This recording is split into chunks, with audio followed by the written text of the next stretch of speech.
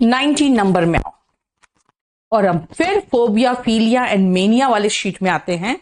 ये सब बेटा आपको आना चाहिए, साइड वाला फोबिया, फीलिया, मेनिया, ये सब आना चाहिए। अब मैं आपको रूट दिखा दूं।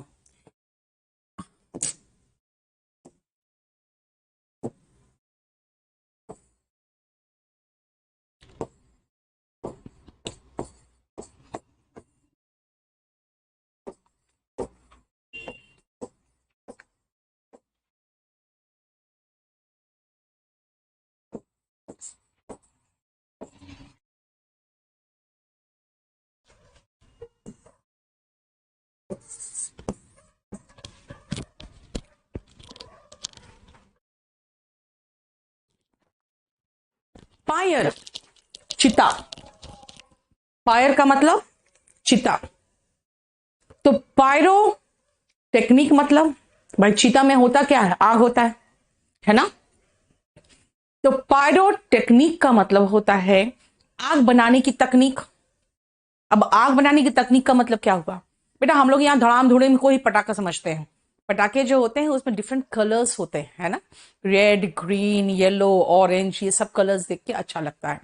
तो कौन सा केमिकल डालने पे कैसा आग निकलेगा, उसी तकनीक को तो पटाखों की तकनीक, पटाखे बनाने की तकनीक में इस्तेमाल किया जाता है। इसीलिए पायरोटेक्निक इज पटाखे बनाने की तकनीक। देखो, the art and technology of fire works. Pyromania, mania का मतलब सनक होता है। कभी कुछ भीड़ को देखोगे, जो चीज सामने आ रहा है सब में आग लगा देते हैं। एक तरह का सनक सवार हो जाता है सब चीज को आग में लगा देने का, है ना। तो पायरोमेनिया होता है वो फीलिंग की सब में आग लगा दो, obsessive desire to set things on fire.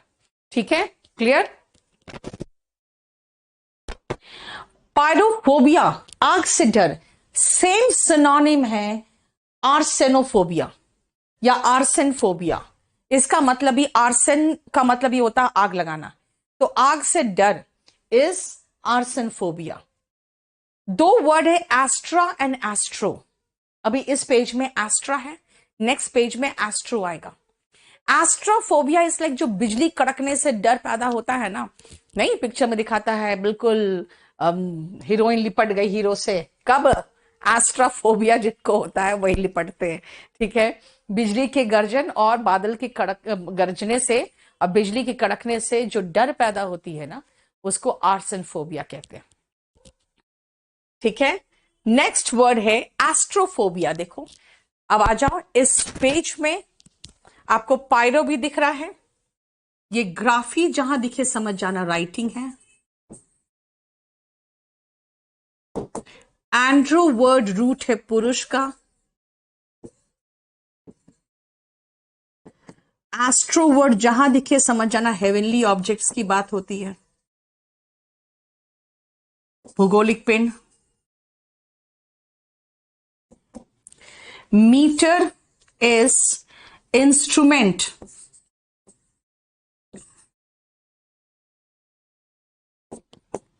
और 11th और 12th ये तो बायो का दो वर्ड है।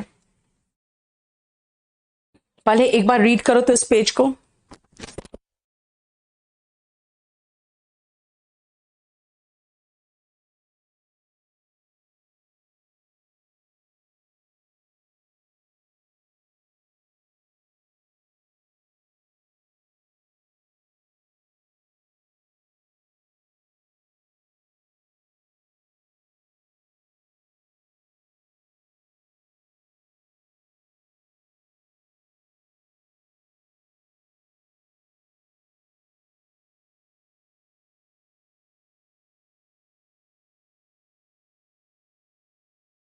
देख लिया।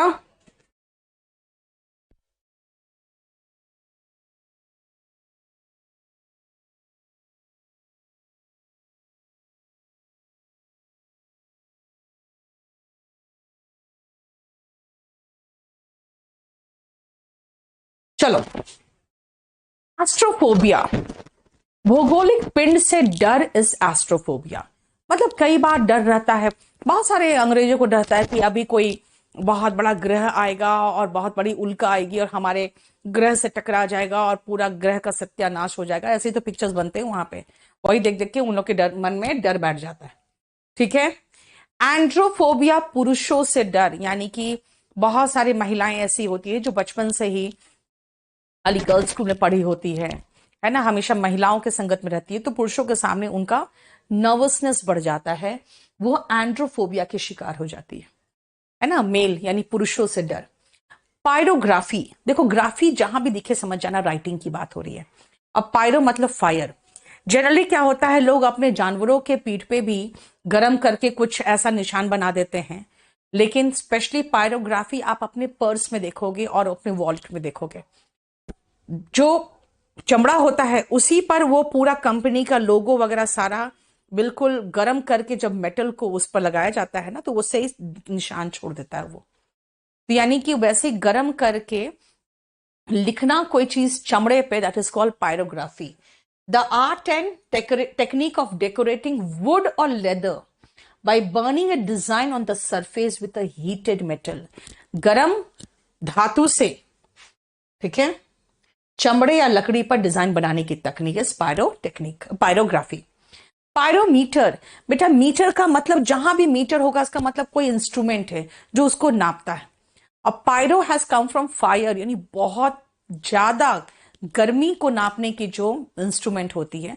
अब थर्मोमीटर अलग अलग लेवल का होता है, तो बहुत हाई लेवल के टेम्परेचर को नापने का जो थर्मोमीटर होता है उसको पायरोमीटर कहते हैं।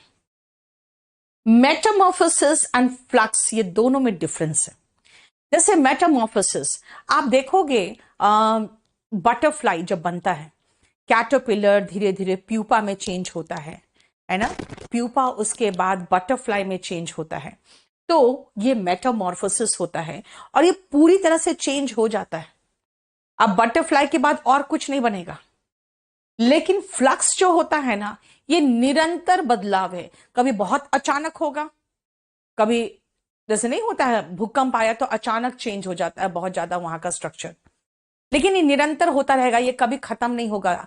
जानते ही हो धरती के जो सरफेस पे या अंदर जो चेंजेस है वो कभी थोड़ी खत्म होते हैं, तो इसलिए कंटिन्यूस चेंज जो होता है उसको फ्लक्स कहते हैं। और मेटामॉर्फोसिस का मतलब हुआ हुआ और पूरी तरह से चेंज हो गया। हमारा फोबिया फीलिया के बाद हमने मेटामॉर्फोसिस और फ्लक्स देख लिया। अब आते हैं लॉजी पे। लॉजी, जहां पर भी लॉजी दिखे समझ जाना स्टडी। चलो अब इस पेज पे जितना रूट है पहले मैं लिखवा दूं, फिर आप देख लेना।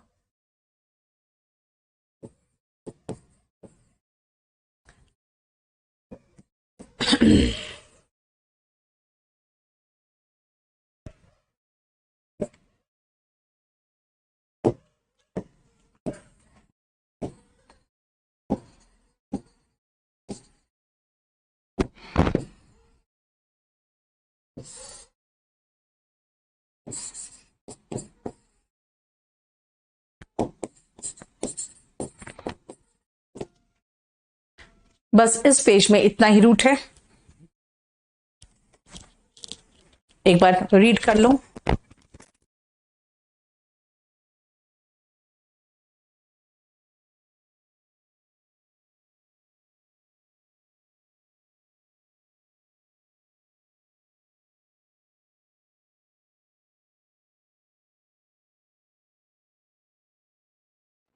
हो गया।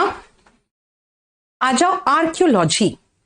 आर्केक का मतलब होता है ओल्ड, तो आर्कियोलॉजी इस पुरातत्व विज्ञान। आर्कियोलॉजी को ही तो पढ़ के पता चलता है कि भाई ये ऊपर से ये स्ट्रक्चर है लेकिन अंदर से क्या है, पहले क्या था, है ना। साइटोलॉजी इस कोशिका विज्ञान। ये याद रखना, हिस्टोलॉजी और साइटोलॉजी में सिर्फ थोड़ा सा डिफरेंस है। सेल की पढ़ाई करोगे तो साइटोलॉजी, सी से साइटोलॉजी, सी से सेल, और हिस्टोलॉजी इस टिश्यू की पढ़ाई, है ना। तो साइटोलॉजी सेल की पढ़ाई और हिस्टोलॉजी टिश्यूज की पढ़ाई। इकोलॉजी, इकोलॉजी में पढ़ते हो पूरा जो जीव है और उसका जो एनवायरमेंट है, दोनों को साथ में मिलकर देखना पड़ता है। कोई भी जीव अपने आप अकेला जिंदा नहीं रह सकता, उसका पूरा एनवायरमेंट का उस पर असर रहता है। So the study of and the relationship, the study of relationship between living things and there surroundings, दोनों का मिला के इकोलॉजी है। एंटोमोलॉजी का मतलब इंसेक्ट से रिलेटेड है, तो एंटोमोलॉजी इज कीट विज्ञान, यानी कि द स्टडी ऑफ इंसेक्ट्स। और इथनोलॉजी बना है इथनिक से। बेटा इथनो का मतलब होता है नस्ल। तो हम जब डिफरेंट रेसेस की पढ़ाई करते हैं ना, कि कौन सा रेस कहां पर कैसे है और उसका रेस का क्या क्या कैरेक्टरिस्टिक था, तो स्टडी ऑफ ह्यूमन रेस हम इथनोलॉजी में पढ़ते हैं। ठीक है, नेक्स्ट आओ, मैं इसमें आपको दिखा दूं।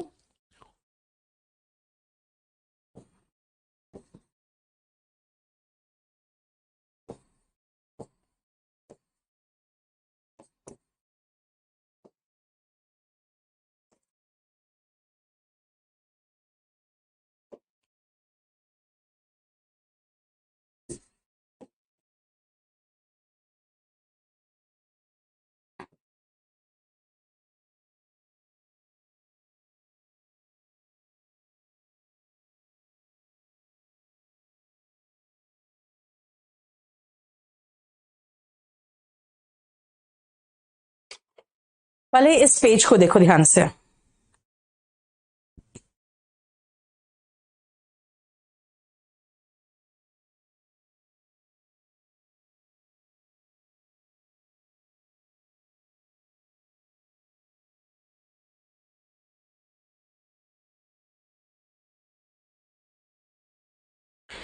चलो शुरू करें। देखो इथोलॉजी, सुनो ध्यान से बेटा, अभी मैं बताऊंगी आपको। ईशान रुक जाओ। इथोलॉजी, इथो बना है इथिक्स से। इथिक्स बताता है कि आप कैसा व्यवहार करते हो। अगर आपके इथिक्स पढ़ते हैं, जानते हैं, ये तो यूपीएससी का एक सिलेबस में है, आईएएस का सिलेबस है इथिक्स। तो ये बताता है आपका व्यवहार, आप किस तरह से, आपका किस तरह का कैरेक्टर है। यानी एनिमल बिहेवियर को हम इथोलॉजी में पढ़ते हैं कि इंसान किस चीज में कैसा व्यवहार करता है, वो इथोलॉजी है। ठीक है ना, इसीलिए ये एनिमल बिहेवियर पढ़ने के बाद ही ये लोग जाते हैं, जो नेशनल ज्योग्राफिक चैनल वगैरह वाले जो जाते हैं ना, क्योंकि अगर एनिमल बिहेवियर नहीं पढ़ेंगे, हो सकता है कुछ ऐसा कर दे जिससे वो चिढ़ जाए जानवर। जियोलॉजी में हम सब, ज्योग्राफी में हम लोग पूरा ज्योग्राफी पढ़ते हैं, लेकिन जियोलॉजी में सिर्फ अर्थ पढ़ेंगे। अर्थ से रिलेटेड जो भी पढ़ना है वो जियोलॉजी में पढ़ेंगे। आइकनोलॉजी, बेटा आइकॉन्स जो होते हैं ना, आइकन्स जो होते हैं वो होते हैं प्रतीक। जैसे कि अशोक स्तंभ पढ़ा ना, है ना, तो प्रतीक ही तो था। तो ऐसे ही प्रतीक सिंबल्स की जो पढ़ाई होती है ना, वो आइकनोलॉजी में होती है। डेंटल वर्ड डोंटो से बना है, डोंटो का मतलब दांत हुआ, तो ओडोंटोलॉजी इस पूरा दांत का स्टडी है ना। जो डेंटिस्ट बनते हैं वो ओडोंटोलॉजी ही तो पढ़ते हैं ना। पेट्रीफाई का मतलब होता है जमना। बेटा मजबूत चट्टाने जो बनी है ना, वो धीरे धीरे उसी पर सॉइल जमता गया, जमता गया, जमता गया, इस तरह से स्ट्रेटा बनता गया। तो आपको डिफरेंट टाइप्स ऑफ रॉक्स जो बनते हैं इसी तरह से तो बनते हैं। तो पेट्रोलॉजी में चट्टानों की पढ़ाई होती है।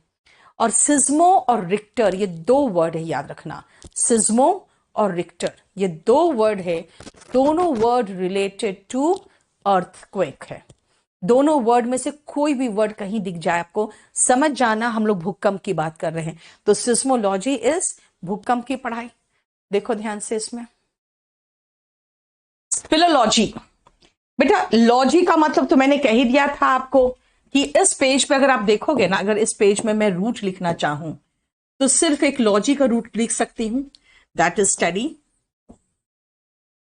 कभी पर भी सेफो वर्ड कहीं दिख जाए, समझ जाना इलेक्शन की बात हो रही है। और डर्मा वर्ड कहीं दिख जाए, समझ जाना स्किन की बात हो रही है।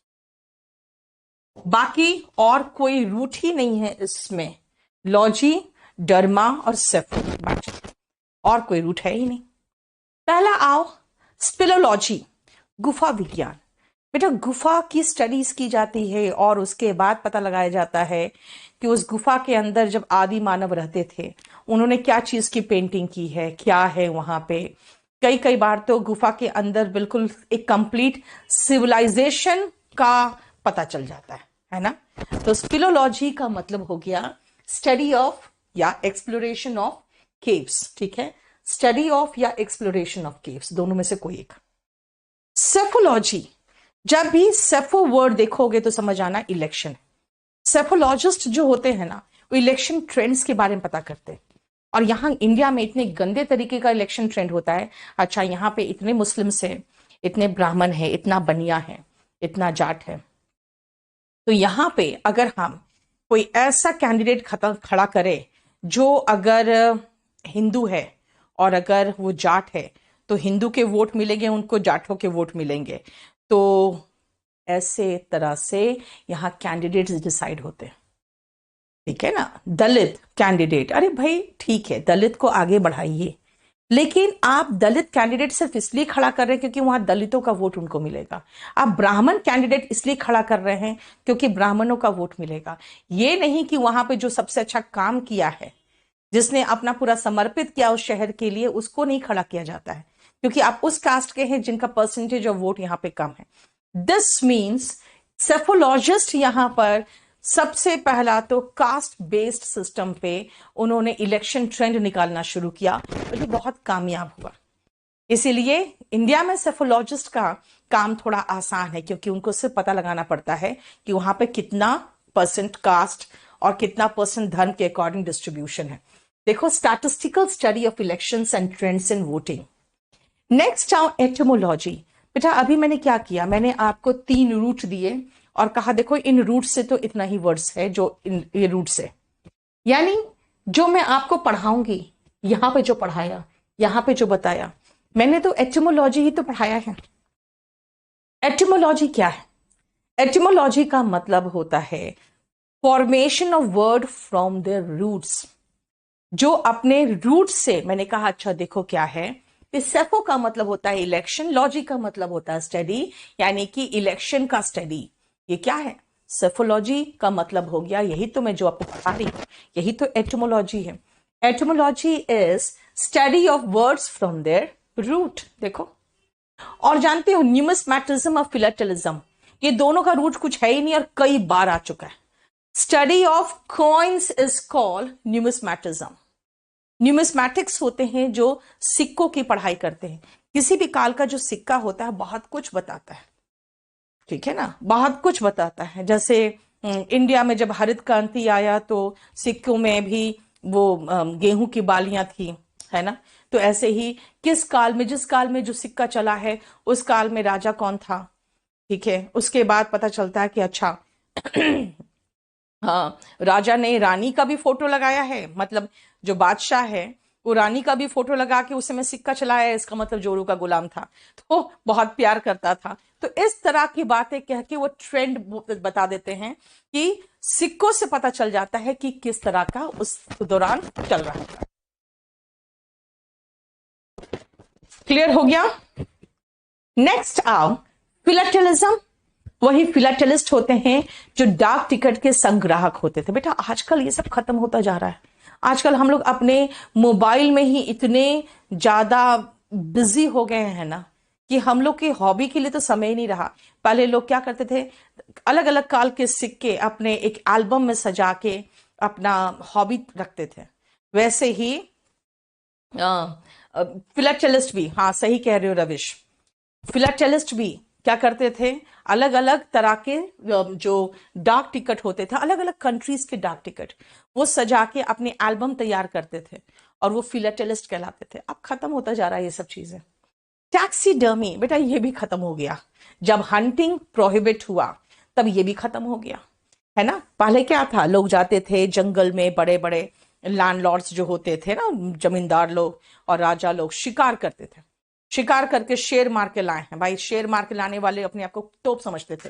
भाई खाली हाथ से अगर शेर मारो तो मैं मानू भी, है ना, और दूसरी बात है मारने की जरूरत क्या है, लेकिन वो मारते थे और मार के लाके फिर उसके चमड़ी में भूसा भर के उसकी आंख की जगह पे बटन लगा के और बिल्कुल उसको एक तरह से इस तरह से बना दिया जाता था भूसा भर के कि वो लिविंग दिखे और उसके बाद उसको अपनी दीवार पे या कहीं पर उसको लगाया जाता था, है ना। पहले के मूवीज में वो सब होते थे। तो टैक्सीडर्मी इज दैट साइंस। देखो क्या है, the activity of cleaning, cleaning मतलब साफ करना, प्रिजर्विंग मतलब उसको बचाना, उसको सेव करना, and filling the skins of dead animals to make them look as if they are alive, वो था टैक्सीडर्मी। बताओ कोई प्रॉब्लम यहां तक?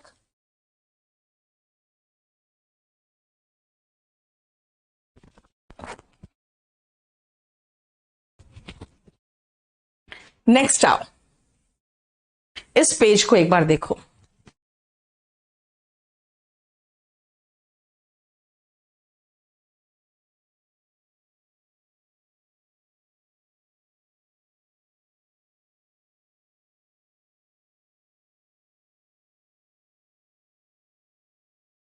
बेटा टैक्सोनॉमी नहीं है, ये टैक्सीडर्मी की बात हो रही है। नेक्स्ट आओ, क्यूरेटर। बेटा कुछ लोग सोचते हैं ना कि जैसे जो जहां पे क्रिकेट का गेम होता है वहां पे जो फील्ड को क्योर करने वाले होते हैं वो क्यूरेटर होते हैं, ऐसा कुछ नहीं है। क्यूरेटर उनको कहा जाता है जो म्यूजियम की देखभाल करता है। और म्यूजियम की देखभाल करना भी एक कला है, क्योंकि किस चीज को किस चीज से साफ किया जाए कि वो खराब ना हो, तो ये सब ध्यान रखा जाता है म्यूजियम में। इसलिए वहां पर क्यूरेटर होते हैं जो कोई भी चीज को क्योर करके प्रॉपर तरीके से रखते हैं ताकि वो खराब ना हो। लैपिडरिस्ट, जो आप कभी नीलम पत्थर पहनते हो, कभी कुछ और पत्थर पहनते हो पंडित के कहने पे, या कभी हीरा पहनते हो, तो उस पर जो नक्काशी या तराशी का काम किया जाता है ना, तराशने का काम, उसको करने वाले जो लोग होते हैं लैपिडरिस्ट होते हैं। One who works on James and stones. देखो नेक्स्ट आओ, शैंडलर। सबसे पहले शैंडलर को कैंडल से जोड़ दो, फिर एक शैंडलर को हम दूसरा भी मीनिंग बताएंगे। मैंने कहा कैंडल से जोड़ दो, जो मोमबत्ती या तेल, साबुन और राशन का सामान सप्लाई करता है उसको हम लोग शैंडलर कहते हैं। यानी कि कैंडल सप्लाई करने वाले और विभिन्न प्रकार के आपके जो घर के सामानों सप्लाई करने वाले। लेकिन जानते हो शैंडलर एक और होते थे, जब पहले जमाने में शिप निकलता, आज के जमाने में भी जब शिप निकलते हैं तो 6-6 महीने तक वो पानी में रहते हैं, है ना। दूसरे पोर्ट पहुंचने में भी 2-3 महीना लग जाता है उनको टाइम। तो ये लोग क्या करते हैं ना, सप्लाई, हैवी सप्लाई उठाते हैं ताकि शिप में कोई भी चीज की कमी ना हो। तो ये जो सप्लाई शिप्स में करने वाले होते हैं उनको पता होता है कि क्या क्या चीजें सप्लाई होनी चाहिए, और वो प्रॉपर तरीके से सप्लाई करता है सारा सामान, उसको भी शैंडलर कहते हैं। ऑस्टलर, अब ऑस्टलर भी खत्म हो गया। क्यों? क्योंकि अब हम लोग कहीं भी जाते हैं तो गाड़ी से जाते हैं, पहले घोड़ों से जाते थे, है ना। तो जो सराय वगैरह बीच में पड़ते थे, यानी छोटे छोटे होटल्स पड़ते थे बीच में, वहां पे जब आदमी रेस्ट करने के लिए उतरता था तो उसके घोड़े की देखभाल करने के लिए एक अलग पूरा कंप्लीट सिस्टम होता था, जहां पे मालिश करने वाला, उसको घास खिलाने वाला, उसको आराम देने वाला, वो एक व्यक्ति होता था, है ना। तो उनको ऑस्टलर कहते थे। अब तो खैर ठीक है, ऑस्टलर है जहां पे ये रेस वगैरह होता है घोड़ों का, वहां पर है, वरना ये अ, बहुत ज्यादा नंबर्स में होते थे, वो खत्म हो गया है ना। देखो, one who looks after the horses of people staying at an inn. Inn का मतलब सराय होता है, छोटा होटल जो होता है वो इन होता है। नेक्स्ट आओ, जॉन्डिस्ड आई। जॉन्डिस्ड आई का मतलब, कहते हैं सावन के अंधे को हरा ही हरा नजर आता है। एक और कहावत है, everything looks yellow to a jaundiced eye. मतलब आप जैसा सोचते हो आपको वैसा ही नजरिया हो जाता है ना। जैसे मान लो कि कोई व्यक्ति है, ठीक ठाक लड़का है, खराब लड़का नहीं है, लेकिन जब आप अपने फादर को कहते हो कि मुझे इससे शादी करनी है, तो आपके फादर क्या करते हैं, उसमें 10 अवगुण निकाल के रख देंगे, है ना। तब क्या कहोगे आप? जॉन्डिस्ड आई। इसका मतलब है पक्षपातपूर्ण रवैया, है ना, बायस्ड अप्रोच। देखो ठीक है, अब सारा इडियम्स आ गया, जरा एक बार चेक करो। मैं समझाऊंगी लेकिन पहले एक बार चेक कर लो।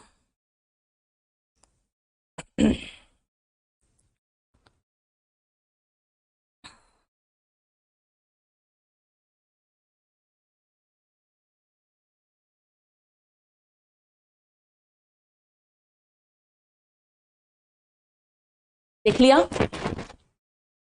कीप द पॉट बॉइलिंग, इसका मतलब ये बहुत ही एक दुखद स्थिति से बना हुआ ईडियम है। पहले जमाने में भी क्या होता था,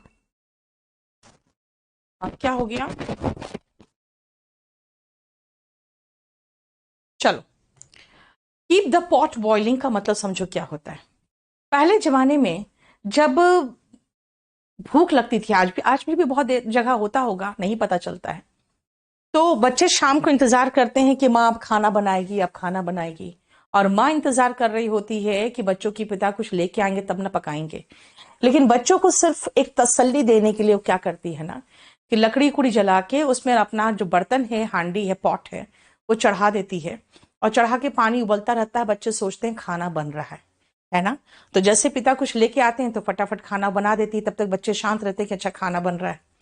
तो कहते हैं कीप द पॉट बॉइलिंग का मतलब है कि रेगुलर बेसिस पे जैसा अ, घर चलना चाहिए, या रेगुलर बेसिस पे जैसे काम चलने चाहिए। प्रेजुडिस का मतलब होता है बेटा पक्षपातपूर्ण, पक्षपातपूर्ण, जैसे घर चलना चाहिए वैसा ही चल रहा है। तो अभी भी क्या हुआ, कोविड के बाद बहुत सारे कंपनीज ने और बहुत सारे होटल्स ने बहुत कम रेट पे अपना सामान सप्लाई शुरू कर दिया। मतलब उसमें उनको कोई फायदा नहीं है, हो सकता है घाटा ही है, लेकिन just to keep the pot boiling they did that, they started giving hotel rooms on very less fare, है ना।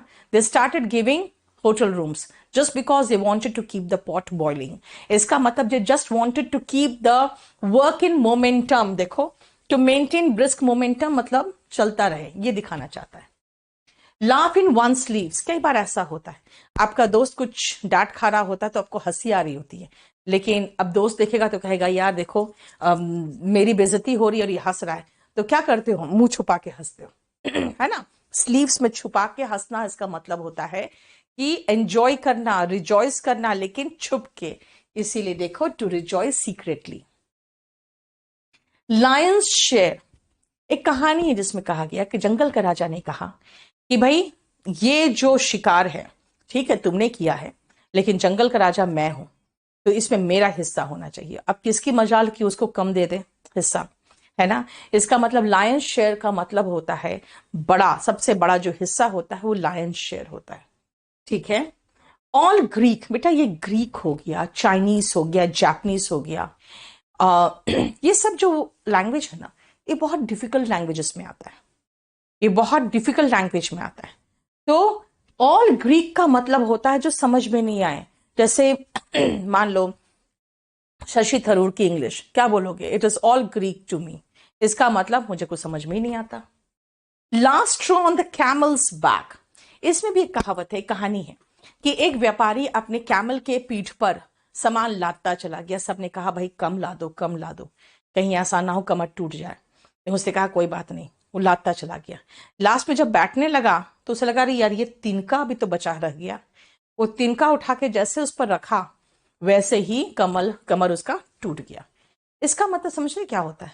कई बार लोग कहते हैं कि भाई आप दोनों के बीच में डिफरेंसेस कैसे आए, तुम्हारा ब्रेकअप कैसे हो गया, तुम्हारी शादी कैसे टूट गई, है ना।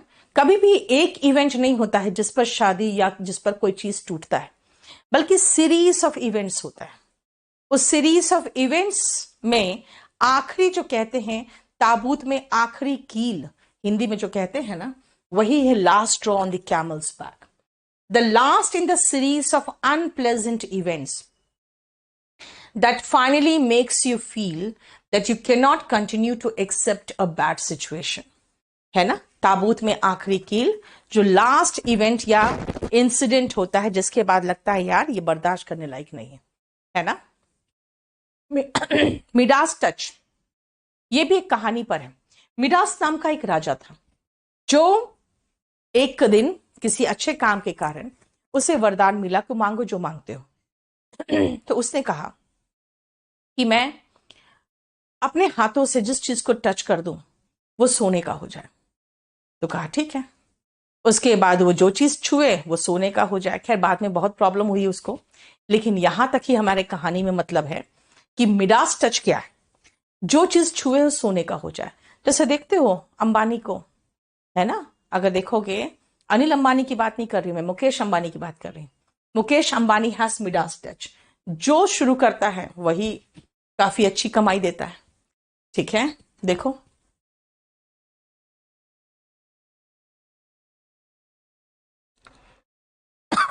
लास्ट पेज देख लो।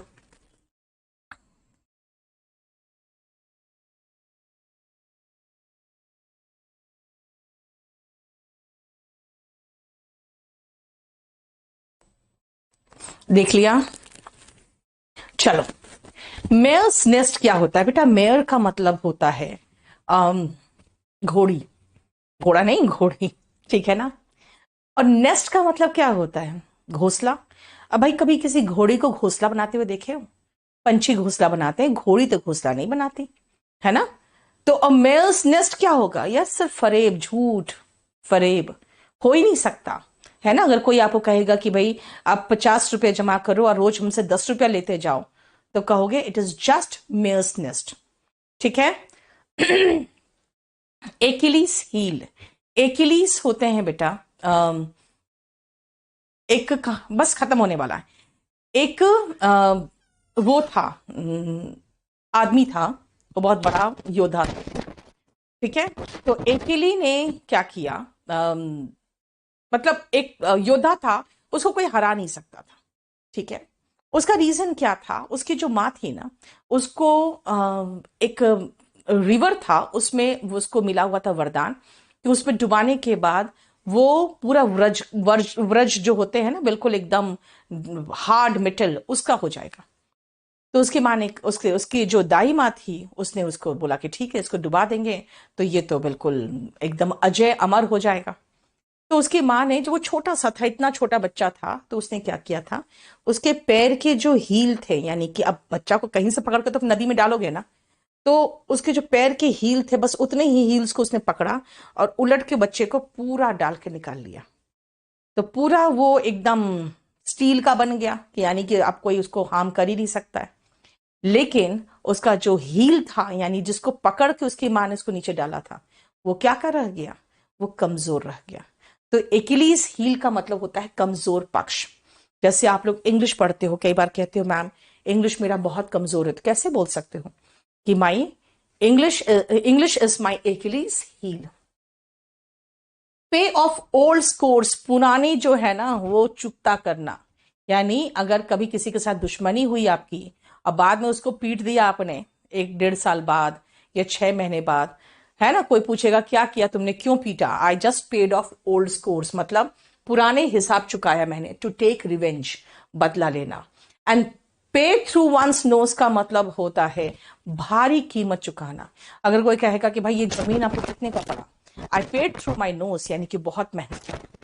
देखो, क्लियर? ये हमारा 19 नंबर खत्म हो गया। ठीक है?